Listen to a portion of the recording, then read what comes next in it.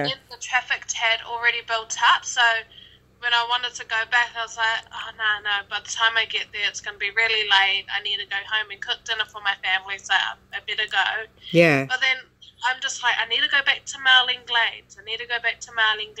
Yeah, and check, maybe drive past Ramlea Park, but I need to go back to Marlin Glades. Yeah. We'll go back there tomorrow as well.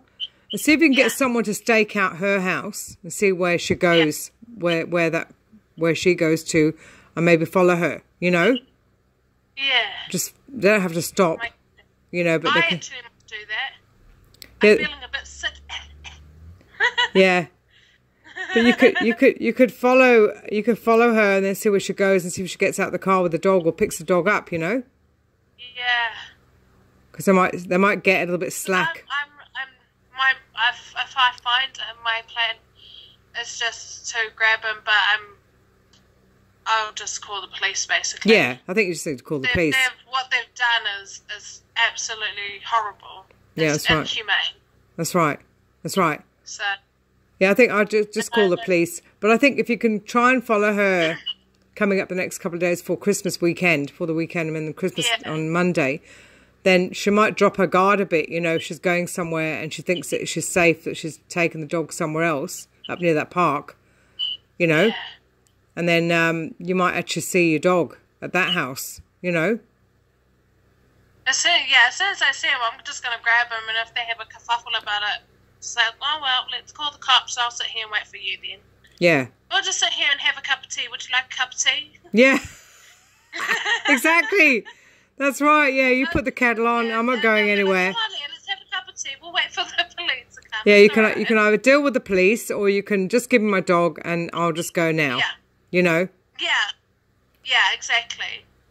Because they have those two choices, and I've got a feeling they're going to go with the police choice because they'll think I won't do it. Yeah. Well, it's either the police or me going all Hulk on you kind of thing. Yeah, that's right. Yeah, I mean, that's the thing. They don't realise what you can do and how much anger and upset and what wrath you can bring down on her head because especially when you've been holding it in for a week alone. Yeah, because she's not been, you know, forthcoming at all with you, and she needs to be honest and, you know, deal with it, not hide your dog. Not hide. Like my main thing was like, you've got your own Doberman. Like, I'm happy to steal your dog and we can do a trade. Yeah, yeah. But your Doberman will probably bite my arm off, so I better not. But you know, that's my feeling. Is like, how would you feel if someone stole your dog? Yeah, that's right. Stole your dog and just kept them at home and was like, okay, you're part of my family now. Yeah, just because your dog gets out doesn't mean to say it fell out the sky and landed on her lap or whoever's lap that picked them up. You know, you're not the chosen one. You picked them up. Yeah, that's right. You should have taken them home. Yeah, exactly.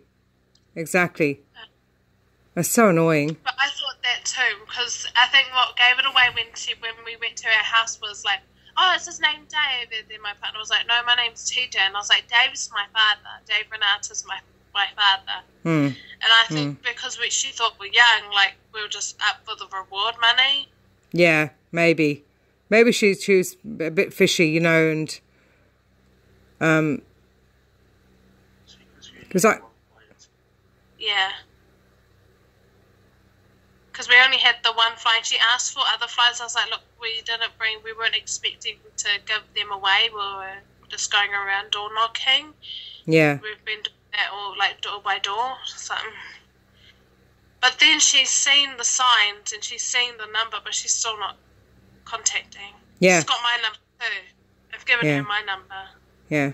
Well, I found a dog, like a little Jack Russell a while ago, escaped out the front door when I think this woman's father-in-law was a bit dozy and left the door open or something. I can't remember. Someone left the door open and the dog escaped. And I was working on it and I said, I pick up a big, like, electricity truck, like a big vehicle doing electric work on the road. I said, go up your road and ask any neighbours if they saw a big truck doing any electric work.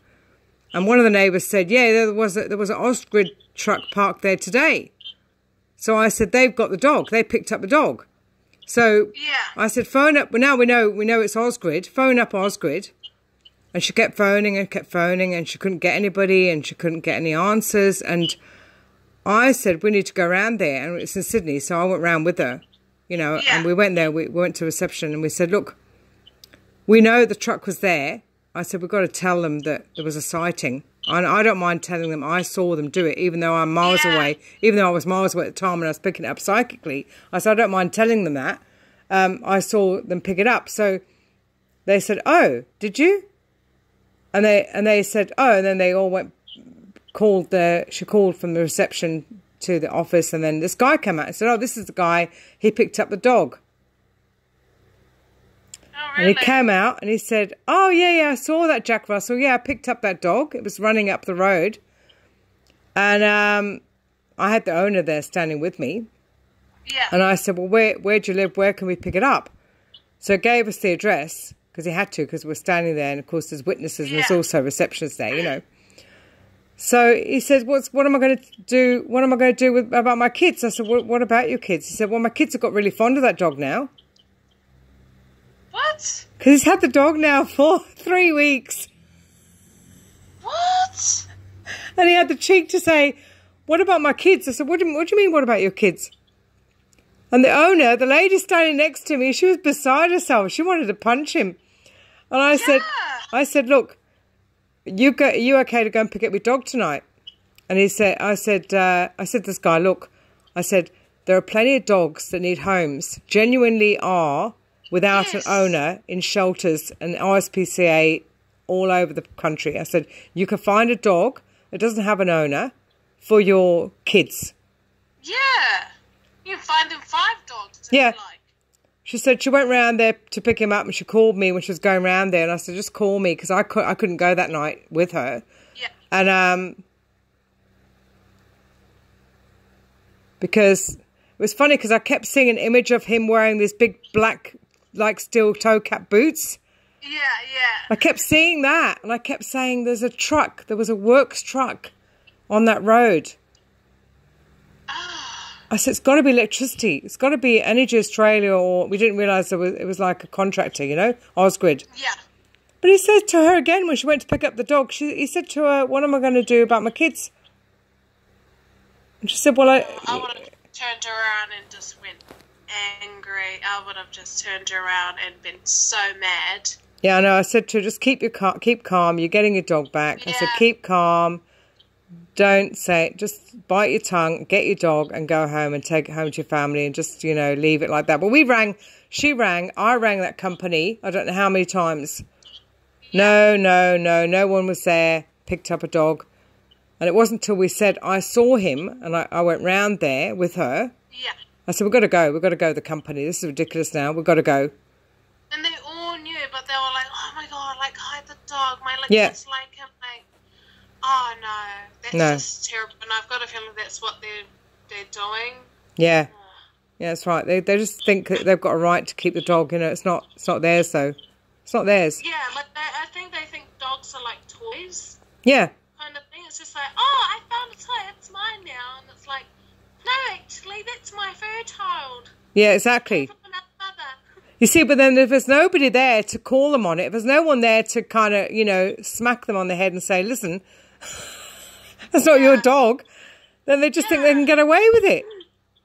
But I think that's what I've been doing is basically every day, every time, like, I'm going to find you today.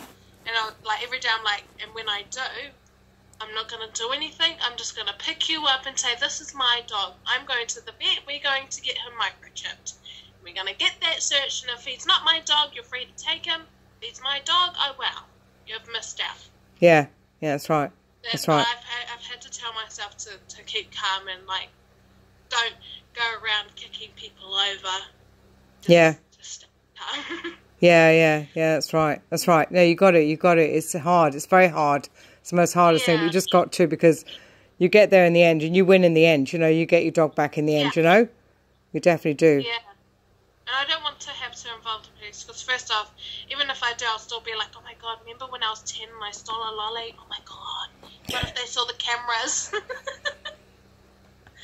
So for me personally, it's just, I don't want the police involved either. They're just police. You know? Yeah. It depends. It depends who you talk to. It depends who you talk to as well, because some of them are just not dog lovers. They don't care. Yeah. You know, and some are. It depends on your luck, really, of the draw and who you talk to on the day. You know. Yeah.